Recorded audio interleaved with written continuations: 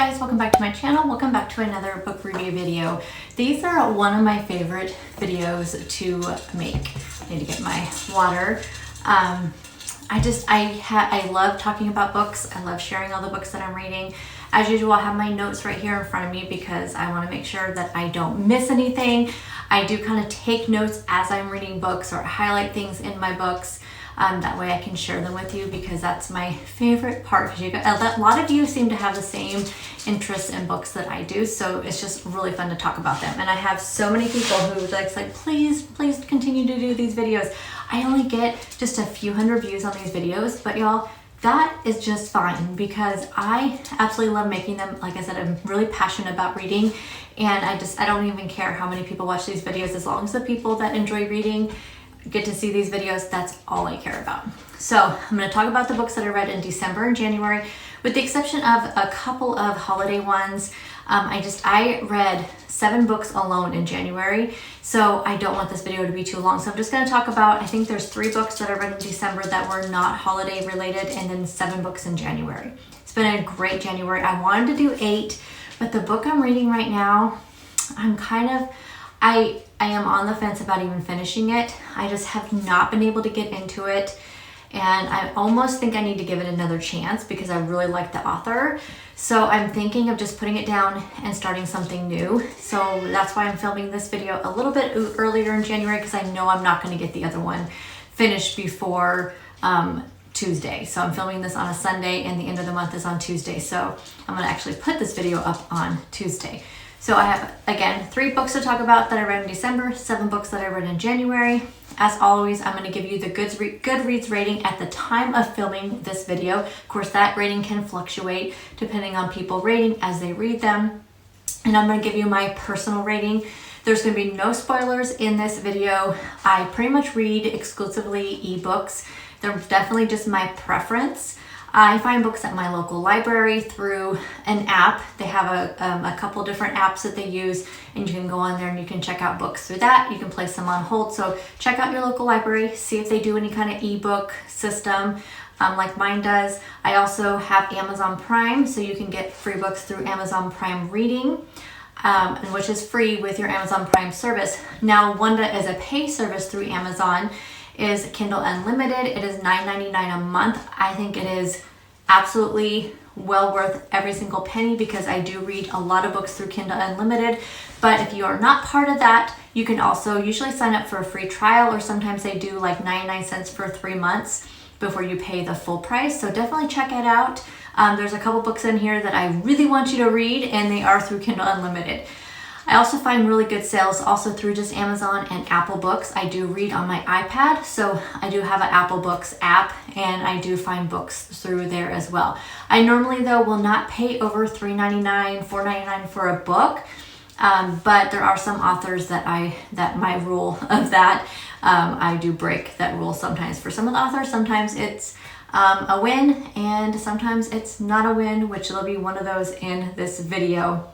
If I found the book through Prime Reading or through Kindle Unlimited, I will let you know. There will always be links to these services in the description box, as well as links to each of the books' Goodreads page, so you can check out the reviews, and also the Amazon page where you can also read reviews or to purchase. If you want to be friends on Goodreads, I will have my link down there, so definitely come on over. If you're not part of Goodreads, go check it out. I'm not like sponsored or anything by Goodreads. I just think it's a great service. I've been part of them for a very long time. You can find so many book ideas on there, and you can see what your friends are reading, and you can recommend books to people through there. I absolutely love it. I had talked about the Amazon book clubs that are being rolled out, but I have not been given access to those yet to start a book club. So I am actually kind of maybe thinking of starting a book club through Goodreads versus through Amazon book clubs, since they are not open up to everybody yet. You can be part of a book club on the new Amazon book clubs, but I haven't been able to create one yet. It says that they are slowly rolling it out right now. It's just early access to certain people.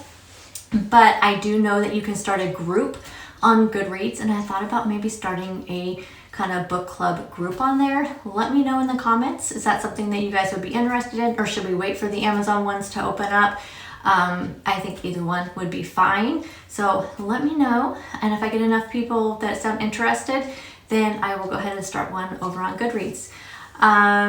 This is going to be a long one. Like I said, I have 10 books to share with you. I will try to keep it 2 to 3 minutes per book, but you guys know I get very passionate when I'm talking about my books, so no promises on that one. So get a snack, get a drink, and settle in, and let's get into the reviews. Remember that I will be looking here in front of me at my notes as I am talking to you. So that's, if you see me looking around, that's what I'm doing. I always give the reviews in the order of how I read them, not in the order of how I like them or rank them or anything like that. Book number 1, The Lies I Told by Mary Burton. My rating 5 stars, Goodreads rating 4.19 stars. This is my first Mary Burton book, and this is free over on Kindle Unlimited. So if you have that, then you can go find this book. Now let's go ahead and read the synopsis. Twin sisters Marissa and Claire Stockton were 16 when Claire's body was found in Virginia's James River. No arrests were made. 14 years later, Marissa's friends and dedicated career as a photographer help her to cope with the open wound of the past. But Marissa still feels hurt, and the unsolved murder isn't the only thing haunting her. A recent car crash has erased 10 days of Marissa's memories, a black hole leading up to the accident that's left her disoriented. Every text and phone call from that crucial missing time has vanished, along with her phone. A photograph she took of the river has disappeared. A new neighbor, Marissa believes she knows, introduces himself as if he were a stranger. And there's the growing fear that her near-fatal accident was no accident at all. As dreams of Claire and nightmares of the crash begin to converge, so do 2 disturbing puzzles 14 years apart. Putting the pieces together could be fatal as she struggles to remember everything. Marissa closes in on a killer without realizing that he's already closed in on her. This was definitely a can't put it down kind of read. It took a little bit to get used to the multiple point of views because they were being told in present and past, and they were 14 years apart. So it was a little bit to get used to. The chapters, though, were very short, which really does help you when you're reading books from multiple points of view. If you're ever reading a book from different multiple points of view and the chapters are really long, it may be harder to get into those books because you, at that point, you forget. If you're like in 4, 5, 6 pages deep into a chapter on one point of view and then you switch over to the other point of view, it's almost like you forgot whose point of view you were on. I have read several books like that. It is so annoying. So definitely the shorter chapters does help with that. I really enjoyed the clever twists and turns. I love the complexity of Marissa's character. I really, really liked her. This book does really tackle some really tough addiction issues, but I do think it was handled really realistically. This book is also pretty dark, so just keep that in mind if you want to pick it up. There's really nothing lighthearted or happy in it, but it really was a great whodunit mystery. Like I said earlier, this is my first Mary Burton read. After I read the book, I did read through some reviews, and apparently this one takes a bit of a departure from her usual writing style, and this one didn't seem to be as loved by her fans as her other novels. So I am a little curious about her other books, and I'm hoping I will enjoy them as much because I did enjoy this one so much, and since this was the first one I picked up, and then when I started reading, I realized reading the reviews, and when I saw that other, huge fans of hers, this one is not her favorite, and I gave this one 5 stars, so I'm super curious about her other books.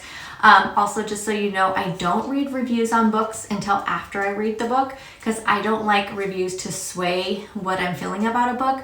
The only time I ever read a review before I read a book is if a book is rated under 3 stars or really close to 3 stars on Goodreads. Then I will, because I want to see if it sounds really, really good to me, or I've heard great things from other people about a book. I will then go look at the reviews, because if it's something that is a particular preference to a person, then I feel like it's not the fault of the book, So I have done that. I have rated books. You'll see one in here where I talk about rating a book on a personal preference, but I didn't rate it super low, but some people do. So that's the only time I read reviews. So like I said, I like to go into a book with my own thoughts and feelings on it before I actually go read any kind of reviews. But I really enjoyed that book. I will read some of her other books, and I'll be curious. I'll be definitely, talking about that with you guys and letting you know like how I felt it was compared to this book. Book number 2, The Perfect Son by Frida McFadden. My rating, 5 stars, of course. Goodreads rating, 4.3 stars. This is my 7th book by Frida McFadden. This book is free if you subscribe to Kindle Unlimited, or it's only $3.99 from Amazon if you do not have Kindle Unlimited. Highly recommend Kindle Unlimited just to read all of Frida's books. Here is the synopsis. Erica Cass has a perfect family and a perfect life until the evening when 2 detectives show up at her front door. A high school girl has vanished from Erica's quiet suburban neighborhood. The police suspect the worst, murder. And Erica's teenage son Liam was the last person to see the girl alive. Erica has always sensed something dark and disturbed in her seemingly perfect older child. She wants to believe he's innocent, but as the evidence mounts, she can't deny the truth. Liam may have done the unthinkable. Now she must ask herself, how far will she go to protect her son? So I have now read enough Frida McFadden books to know that nothing is ever as it seems. That being said, I had at least 2 or 3 different theories in my head as I was reading. Every chapter, per usual, was filled with suspense. And the suspense is just where you just keep flipping faster and faster and faster. This author is so masterful when it comes to creating dynamic and complex characters. I don't know how she does it. She is just a writing fool, and she's like a brain surgeon or neurologist or something with her regular job. Like how does she even have time to do this? If you're a true crime buff like myself, then you will love how this book really delved into sociopaths and the psychology behind them. The ending of this one totally floored me. I had no idea what was coming. It was not one of my 2 or 3 theories at all. It completely took me by surprise. But I really do love true crime, and sociopaths and serial killers and all them really do interest me. And I like the whole psychology in the brain and how their brain functions is very interesting to me. And so it does kind of delve into this a little bit, which I really, really loved. Number 3, My Husband's Lover by Jess Rider. My rating, 3 stars. Goodreads rating, 3.89. This is my first Jess Rider book. It's free on Kindle Unlimited or $3.99 on Amazon. It seems that I possibly picked the wrong book from this author, as it seems to be the least popular of all of her titles. That being said, let's go into the synopsis of this book and we'll talk about my thoughts. A wife, a mistress, a week away with no escape. As my girlfriends and I sip wine and share secrets in the flickering candlelight of our remote Scottish hideaway, we all agree we need this break. Every morning we will swim in the icy cold lochs and hike to remote beaches, and each night we will sip wine and share stories cozy beside the log burner. It will be a break none of us will ever forget. But behind my warm smile, there is ice in my heart. One of my friends is my husband's lover, and it's only a matter of time before I discover which one. She thinks she has me fooled, but she's not the only one with secrets. I don't let my smile slip, but as I get closer to the truth, it becomes very clear that in these remote Scottish hills, far from help, someone is going to pay for their lies with their life. So my thoughts. I do feel like the description of this book was a bit misleading.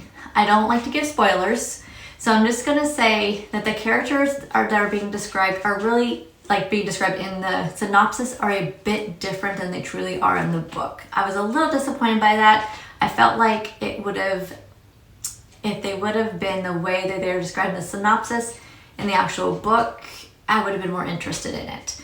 This was a slow burn, specifically the first half. I think it took me quite a while to get into the book. The character development was, I don't know. I mean, it just wasn't the best.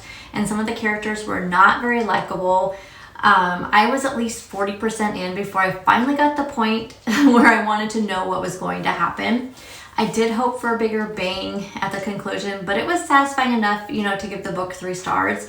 If you're a fan of slow burn thrillers, I really do think you'll enjoy this one. I personally prefer fast pace with more twists and turns throughout.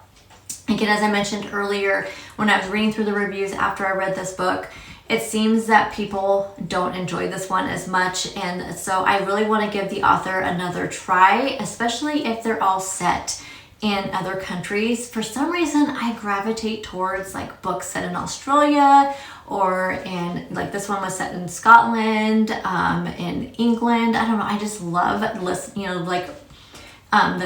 like when they describe the scenery and stuff. I just get so into that. Sometimes there's words they use that I have to look up, which is what I like also about reading ebooks, because I can just click on the word and it'll bring it up and kind of tell me what it means. Usually I can figure it out by the context of the sentence, but there's times where you kind of wonder like, what is that? What kind of slang is that? But I am so interested in those type of books. So I definitely will pick up another Jess writer, but I feel like I'm going to pick up a different one. Let me know if you've read any of her books and if there's any that I should pick up besides this one, obviously. We're going to talk about the books I read in January. It started off so great. The first book that I read in January, and then book number 4 in this review video, is The Measure by Nikki Erlich. My rating 5 stars, Goodreads rating 4.10 stars. This is a debut novel from this author, which is why I picked this one, because I am trying, if you guys follow me on Instagram, I do post this little like thing I got from somebody else on Instagram, and if you can just, it's like an A through Z, so you read books with the titles that start with A through Z, and then at the bottom there's like strong female character, debut novel, a genre that you don't normally read, and you fill in those little blanks too. So my goal is this year, I'm going to fill that sucker up. Last year I got it about halfway, but I don't think I had a debut novel, and I also didn't have a genre outside, and I've already got those two. That's what my goal was, to get those two out of the way early on in the year, then that way they're filled up. So that's why I picked this one, because I knew it was a debut novel, and I think I found it through the Goodreads Choice Awards, because I believe this was one that was nominated for a debut novel or debut author award or something like that. So let's read the synopsis and then we'll talk. 8 ordinary people, 1 extraordinary choice. It seems like any other day. You wake up, pour a cup of coffee, and head out. But today, when you open your front door, waiting for you is a small wooden box. This box holds your fate inside, the answer to the exact number of years you will live. From suburban doorsteps to desert tents, every person on every continent receives the same box. In an instant, the world is thrust into a collective frenzy. Where did these boxes come from? What do they mean? Is there truth to what they promise? As society comes together and pulls apart, everyone faces the same shocking choice. Do they wish to know how long they'll live? And if so, what will they do with that knowledge? The Measure charts the dawn of this new world through an unforgettable cast of characters whose decisions and fates interweave with one another, best friends whose dreams are forever intertwined, pen pals finding refuge in the unknown, a couple who thought they didn't have to rush, a doctor who cannot save himself, and a politician whose box becomes the powder keg that ultimately changes everything. So let me say first, this book is not realistic. You have to suspend belief to read it. It is characterized as a dystopian and a science fiction, although very light science fiction. And I'll tell you, because I read a science fiction later on, which we will talk about. I have read a lot of dystopian novels. I love dystopian. I just kind of have gotten away from it over the years. When I was younger, I read a lot of young adult and a lot of dystopian novels. Love them. So I was really drawn to this as well. But you do have to go into knowing that there's going to be some fantastical events in it. It's not believable or realistic. So if you're not able to suspend disbelief when you go into reading books, then definitely this would be not one for you. So I just want to give you that warning up front. But that being said, this book 100% blew me away. Absolutely incredible storytelling. This was a debut novel. I was so impressed. You forget very quickly that these boxes just show up and get past that impossibility, because you get so enthralled with the characters and their stories and how they intertwine, and you care about the characters. It is so it is very thought-provoking. Like, would you open your box? What would you do with the time you have left? I mean, those are the questions you're asking yourself. I even had conversations with my husband about it. I never do that with books. Never talk to him about a book that I'm reading. And this one, I actually just felt like I had to talk to him about it.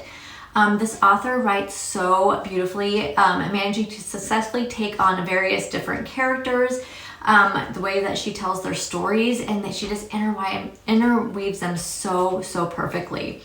I love that there were so many characters to both care for and root for. I believe there's 8. But let me tell you, you know who all 8 of them are. You care about them. It's no way to like forget who was what they're doing. That she's so good at developing these characters that you do know when you go from one chapter to the next, you know exactly who she's talking about. I know the premise sounds a bit depressing, but I promise it is really well worth the ride, and it really is a great balance of hope and gloom. It really does end on a more hopeful note, so just know that. But I really do think this would make a great movie as well. So I would not be surprised if they did make this into a movie. Book number 5, Finlay, Donovan is Killing It by El Casamano. Probably butchering both of those names. My rating 5 stars, Goodreads rating 4.05 stars. This is my first book by this author. This book is free if you have Kindle Unlimited. And if you don't have Kindle Unlimited, I highly recommend signing up for a free or almost free trial just to read this book. I have been so anxious to talk about this book with you. I don't know, there's something about this book it just made me so happy. So first a synopsis, and then we're going to go into all of my thoughts. Finlay Donovan is killing it, except she's really not. A stressed out single mom of 2 and struggling novelist. Finlay's life is in chaos. The new book she promised her literary agent isn't written. Her ex-husband fired the nanny without telling her, and this morning she had to send her 4-year-old to school with hair duct taped to her head after an incident with scissors. When Finlay is overheard discussing the plot of her new suspense novel with her agent over lunch, she's mistaken for a contract killer and inadvertently accepts an offer to dispose of a problem husband in order to make ends meet. She soon discovers that crime in real life is a lot more difficult than its fictional counterpart as she becomes tangled in a real-life murder investigation. Fast-paced, deliciously witty, and wholeheartedly authentic in depicting the frustrations and triumphs of motherhood and all its messiness, hilarity, and heartfelt moments. So this book is the first in a series. At the time that I'm filming this video, January 29th, 2023, the 3rd book is releasing on January 31st, 2023. I have already purchased the 2nd book, and I pre-ordered the 3rd book. That is how much I loved this first book. I told you guys, I don't spend money on books typically, but I want to own these ones because I will tell you, I will reread these ones. Warning, if you are like me though, and you read a lot in bed while your partner, husband, whoever is sleeping next to you, this book will make you laugh out loud a lot. So keep that in mind wherever you're reading, you are going to laugh. I actually am doing this review a little bit differently because I really wanted to capture just the essence of this book, and I could not put it into words as well as some of these reviewers were. And also I took a quote from the book. One Goodreads reviewer described this book as perfect mix of Lucy and Ethel meets Thelma and Louise. Another said, imagine Lucy and Ethel as contract killers. This literally sums up this book. I do not come from generation of Lucy and Ethel. Obviously, I'm younger than all of that, but I have seen my share of rerun episodes, you know, memes, clips, things on YouTube to agree with these reviewers. That is 100% what this book is about. I want to read a quote from the book that I truly believe is one of the best. This is just one of many, many quotes that I highlighted while I was reading. This one though, when I was going back and looking at all the highlighted quotes, this one I laughed again. It's hilarious, and it really sums up the 2 people. So we have Finlay, and we have, I believe it was Vera, who is her nanny / partner in crime. I think I can tell you that without it being a spoiler. So let me read you this quote. You told me to bring plastic wrap. I told you to get plastic sheeting. Same thing. No, it's not. Plastic wrap goes around sandwiches. Plastic sheeting goes around dead people. It's bigger and sturdier, more like a shower curtain. You told me not to bring a shower curtain because it would make us look guilty. Because nothing screams innocent like a rotting corpse in 3,000 feet of cling wrap. Honestly, there's so many quotes like that through this book. So in addition to the humorous moments, the mystery was also very compelling. It was great to see two strong female character leads in a book portrayed in such a supportive way as well. The book does end with a bit of a cliffhanger, so be prepared to pick up the second book. I'm glad that I did discover the series until the third book was set to come out, because I hate waiting for books to be released when I'm so invested in the first book. You will definitely be hearing more about me, hearing more from me about this book series. So I'm waiting to read the second book until the third one comes out, because I have a feeling I'm gonna read the second book very quickly and I want to be able to grab the third book. So my plan is, after the book, whatever book I start reading next, I'm gonna pick up the second one of these books, and then I'll pick up the third one. Should be out and I can pick that one up. So I think in February you'll be hearing at least about one of the next books that comes out. Book number 6, The Kind Worth Killing by Peter Swanson. My rating 4 stars, Goodreads rating 4.03. Another new to me author. This book is free if you subscribe to Kindle Unlimited. So that's where I found it. Here's the synopsis. On a night flight from London to Boston, Ted Severson meets the stunning and mysterious Lily Kintner. Sharing one too many martinis, the strangers begin to play a game of truth, revealing very intimate details about themselves. Ted talks about his marriage, what's going stale on his wife, Miranda, who he's sure is cheating on him. Ted and his wife were a mismatch from the start. He, the rich businessman, she, the artistic free spirit, a contrast that once inflamed their passion but has now become a cliche. But their game turns a little darker when Ted jokes that he could kill Miranda for what she's done. Lily, without missing a beat, says calmly, "I'd like to help." After all, some people are the kind worth killing, like a lying, stinking, cheating spouse. Back in Boston, Ted and Lily's twisted bond grows stronger as they begin to plot Miranda's demise. But there are a few things about Lily's past that she hasn't shared with Ted, namely her experience in the art and craft of murder, a journey that began in her very precocious youth. Suddenly, once these two get together, they are the co-conspirators embroiled in a chilling game of cat and mouse. One they both cannot survive, with a shrewd and very determined detective on their tail. None of the characters in this book are likable. None. I guess maybe the detective might be the only one. So if you need a relatable, likable character to enjoy a book, you may want to skip this one. I mean, you're supposed to hate these characters, I feel like. So for me, it's okay. Like, I don't have a problem with that. There are two things that I truly enjoyed the most, and that was Lily.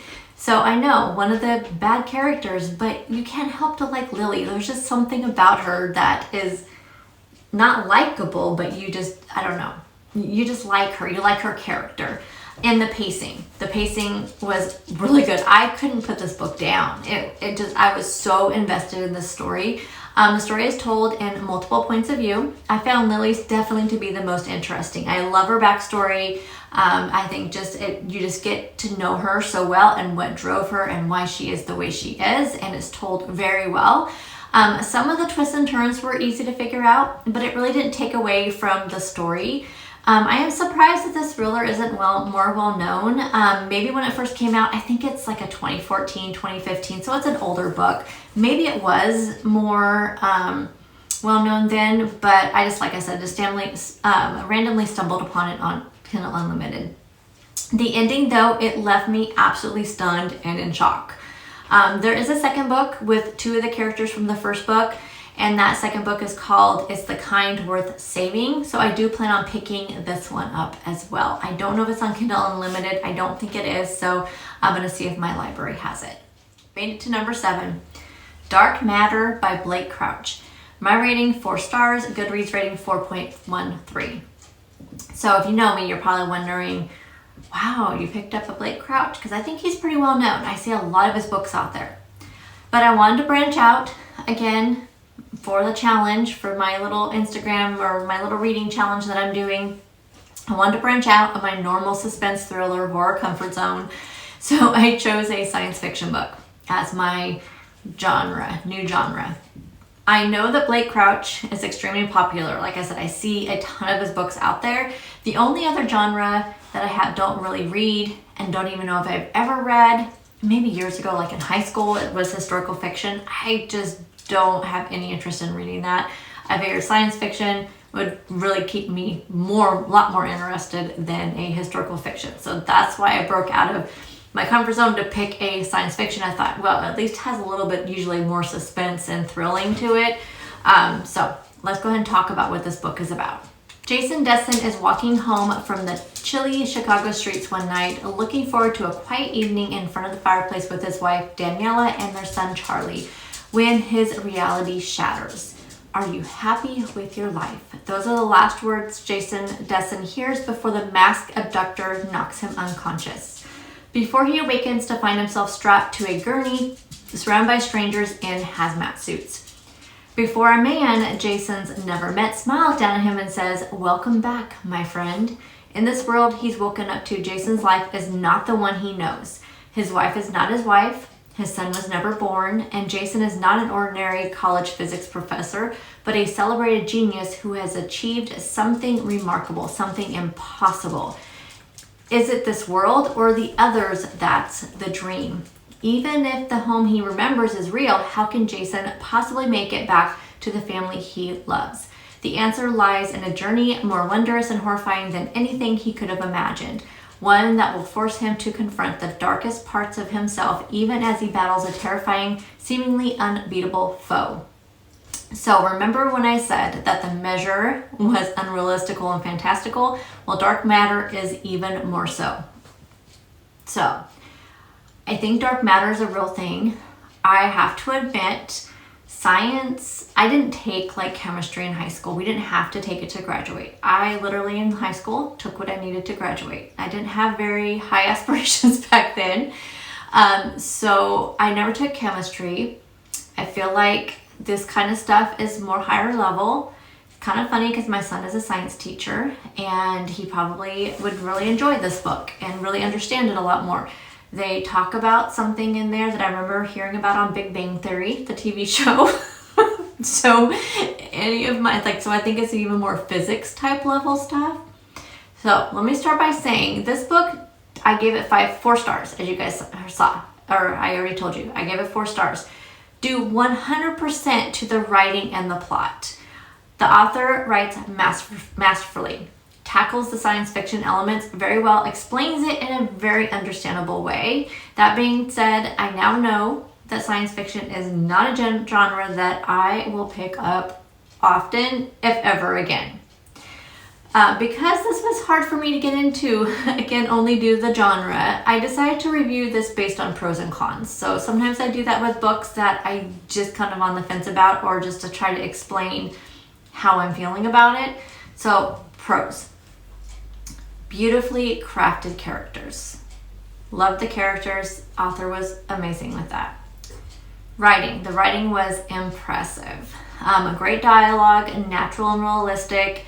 It reads like a movie, which really did help get through the science fiction elements. I think I read in a review that he's also a screenwriter, which explains why he was so good at the dialogue. It really did read like a movie. So I think maybe it's just because of his screenwriting background, it's written that way.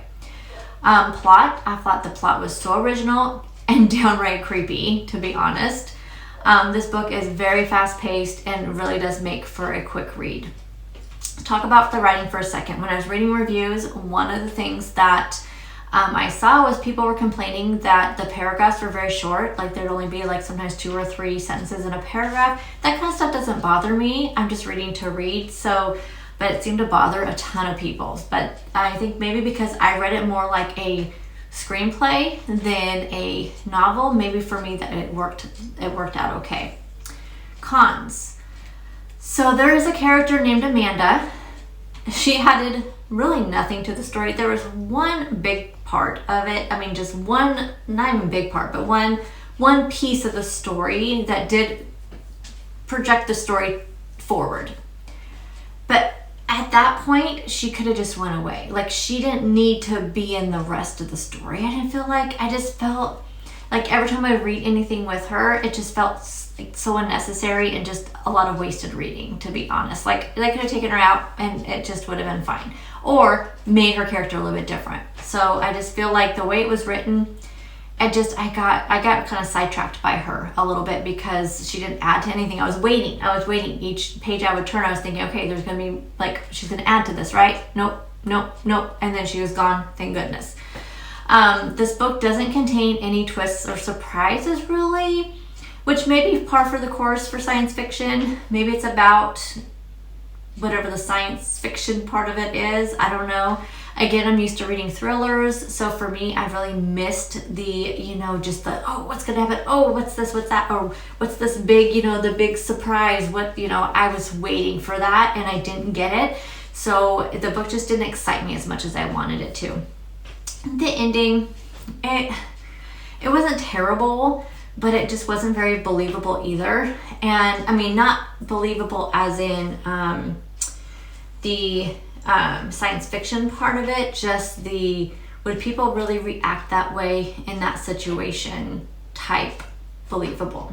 So I wasn't convinced by the ending. Because I could picture this as like a movie or TV series, I actually did some digging, and it looks like this was an article that was written about a week ago, so in January of 2023. It looks like that Apple TV Plus, I don't have Apple TV Plus, but it looks like they're creating a series on this. So I do think that I might enjoy the series more than the book. I mean, there's been some science fiction stuff that I have watched. I mean, I just think that seeing it versus reading it, I think that I would get into it a lot more. But let me know if you've read this book. I think it's a little bit older. I think 2016, 2017 is when it came out. Let me know if you've read it. Have you read any other books by him? How do you guys feel about science fiction? I'm curious because I know most of you read the same types of books that I do. So I'm just curious how you felt about science fiction and what you would think about this book. Book number 8, Just the Nicest Couple by Mary Kubica. I think I always say that wrong. My rating, 2 stars. Goodreads rating, 3.61 stars. First the synopsis, then my thoughts. Jake Hayes is missing. This much is certain. At first, his wife Nina thinks he is blowing off steam at a friend's house after their heated fight the night before. Then a day goes by. 2 days, 5, and Jake is still nowhere to be found. Lily Scott, Nina's friend and coworker, thinks she may have been the last to see Jake before he went missing. After Lily confesses everything to her husband Christian, the two decide that nobody can find out about what happened leading up to Jake's disappearance, especially not Nina. But Nina is out there looking for her husband, and she won't stop until the truth is discovered. This is my fifth book by Mary Kubica. I'm a huge fan. I'm sure I've talked about her books on here before. I think some of her books were back before I started doing book reviews, but I'm pretty sure I've talked about some of her books on here before. Huge fan. She's an author for me. Like, what I mean by that is every time I see a book come out from her, I buy it. Just like I bought this book because I have reread her books before and loved them. Every other book that I've read by her have all been 4 and 5 star reads. I think 2 were 4 stars, 2 were 5 stars. And as you can tell by my rating, this book highly disappointed me. Okay, let's go into it. Terrible characterization. This book is told in alternating perspectives of Christian and Nina, neither of which has any personality. None. And then we have Lily. She is whiny and annoying. I could not stand her at all, did not care what happened to her, I did not have any care for her at all. Both Lily and Christian's characters are so immature, and I don't think they were meant to be written that way. Lily and Nina teach high school, and I swear, none of them were any more mature than their high school students. And really all the characters were just downright dull. I mean, I was so disappointed. This was one of those books where I was just waiting and hoping for something interesting to happen, which it didn't until the last 50 pages. And we're talking this book is 330 pages or something. And I had to read 280 pages, 260 pages before anything happened. My loyalty to the author is the only thing that kept me from not finishing this book. And it really will not stop me from picking up any others from her. I just think this was a bad book. Now, it may make me think twice about purchasing. I may get it from my library or something, but this book just came out. It just came out, I believe, in January. So I am just so disappointed. So let me end on a positive note. If you want to read a Mary Kubica book, which I do highly recommend you read her books, Local Woman Missing, which is her newest one that I think came out last year, loved it.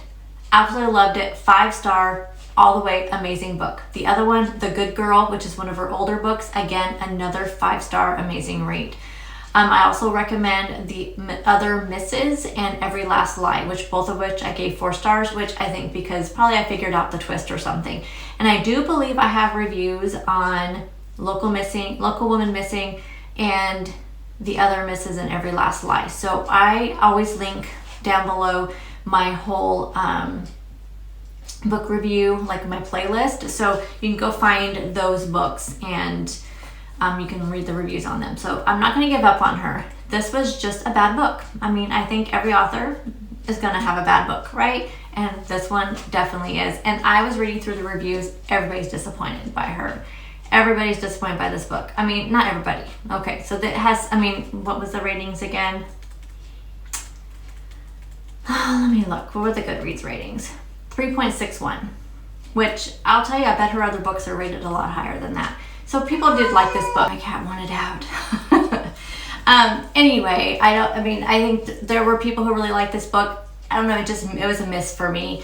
But I do still recommend this author. So I highly recommend the author. Just check out maybe one of her other books first before you check out this one. Number 9, The Stay-at-Home Mother by Nicole Trope. I think that's how you say it. My rating 5 stars, Goodreads rating 4.07. In January, I picked up my second book by Nicole Trope, also a 5-star read. So my other one was a 5-star read as well. I bought this book from Apple Bookstore for $3.99. I did look, and it's also $3.99 through Amazon Kindle Bookstore as well. Synopsis. Her chest tightens, her heart speeding up. The kitchen is in chaos. She steps on something hard and looks down. Toy dinosaurs are scattered everywhere, but her son is nowhere. Her baby boy is gone. The police arrive. She can't look at her husband. Instead, she studies the network of lines on her shaking hands. Then her phone beeps with a voicemail. Listen to it on speaker, says the detective. A woman's voice fills the air. I'm assuming that this is Andrea Gately, listed as a contact on the Missing Children of the World website. I'm calling to let you know that I've given your details to the police. Why are you using a picture of my son on a missing children's website? Why are you using it, and where did you get it? This book is told from multiple points of view. We have Andrea, the stay-at-home mom of a toddler and who is also 9 months pregnant, and Gabby, also a stay-at-home mom of a teenage son who also has an active parenting Facebook page or Facebook group. I'm not sure which one. It sounds like it's just a page. This book is written in third-person perspective. The benefits I really enjoy of a third-person perspective book is that you really get to see a bigger picture of what's going on. You get to know the characters more and what they are thinking and what they are doing. I will tell you that synopsis, I really don't like when the synopsis really is like not like the book. I don't know. It's hard to explain. I mean, like that's directly from the book, but it doesn't really sum up the book as well as it really is. I mean, I gave it 5 stars, so obviously I love the book, but the book and the synopsis are a little bit different. But let me tell you that all the characters are so realistic, so well developed. I raced through this book, I think I read it in one day. But I did figure out one of the big twists early on, which normally I would rate a book 4 stars if I, figure out the big twist. However, then we get the epilogue, which I definitely did not see this coming. It was like a wow moment. The ending alone deserves a 5-star rating. I was in bed when I read the end of this, and I remember like, what? That's what I said out loud. Luckily, my husband's a pretty heavy sleeper, did not wake up. But yes, I did. I made a note here that I read this book in one day. This definitely has Frida McFadden vibes all the way. So, Nicole, you are doing fantastic. So speaking of Frida, let's talk about the last book that I read in January. Number 10, and the last book for this review, and the last book that I read in January was Do Not Disturb by Frida McFadden. Yes, 2 books in 1 month. I had to get my fix. I really did. My rating 5 stars, Goodreads rating 4.16. So I have given, I think, one of the 8 books now that I read by Frida McFadden, I think I have given one of them 4 stars. All the rest I'm pretty sure have been 5-star reads. All of her books, again, are free through Kindle Unlimited, so go and check it out. But I am so not looking forward to the day that I have run out of her books to read. That's why I don't binge read them one after another, because I kind of use it as a palate cleanser, or if there's a book that wasn't so great and I know I can jumpstart like a reading slump. Frida McFadden is so good for those reading slumps. Or if you read a really heavy book, just such a, I don't know, if you're like one that reads like fiction or just like really thought-provoking book and you need something that's just going to get your, get going and just thrill rides and roller coasters and stuff, you could just pick up one of her books. So I am not looking forward to when I have read all of them. I know the day will come. I know that will. But they are definitely my go-to when I can't decide what I'm going to read next. So anyway, let's go ahead and talk about Do Not Disturb. So here's the synopsis. Quinn Alexander has committed an unthinkable crime. To avoid spending her life in prison, Quinn makes a run for it. She leaves behind her home, her job, and her family. She grabs her passport and heads for the northern border before the police can discover what she's done. But when an unexpected snowstorm forces her off the road, Quinn must take refuge at the broken-down, isolated Baxter Motel. The handsome and kindly owner, Nick Baxter, is only too happy to offer her a cheap room for the night. Unfortunately, the Baxter Motel isn't the quiet, safe haven it seemed to be. The motel has a dark and disturbing past, and in the dilapidated house across the way, the silhouette of Nick's ailing wife is always at the window, always watching. In the morning, Quinn must leave the motel. She'll pack up her belongings and get back on the road to freedom, but first, she must survive the night. Inning takes off fast. It jumps right into action. Per usual Frida style, I found myself quickly hooked. Intricate premise, fast-paced story, compelling, suspenseful, surprising twist, all of the things are in this book. The Baxter Motel will definitely give you Bates Motel vibes all the way. This was probably one of her more eerie, creepy, hair-raising books. I don't know if it was because I worked in hotels for 14 years and something about it just really struck, it just creeped me out. If you're a seasonal reader, then definitely this would be a good one to read around Halloween. And we have the usual twists and turns. I did feel pretty proud of myself for figuring out a big twist in the book. I assumed that I was wrong because, who is capable of predicting Frida's books?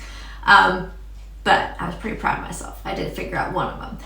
This book reminded me, though, of how much I love that she can make every character unreliable. You never know who to trust. Just don't even. Just assume that every character in one of her books has done something. So assume they're up to something, assume they've done something. I don't think there's a reliable character in any of her books. But this one was probably one of my favorites. It's hard to say that because I've read 8 of them now, right?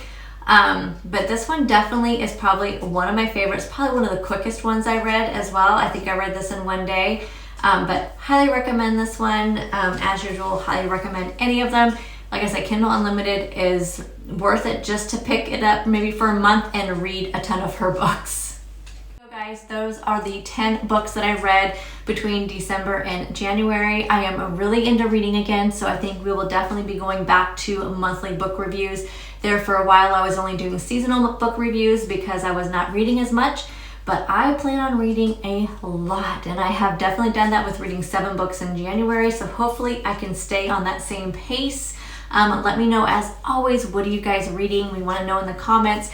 If you want to be friends on Goodreads, check me out over there so we can be friends over there, and I'll see you guys in the next video. Bye guys.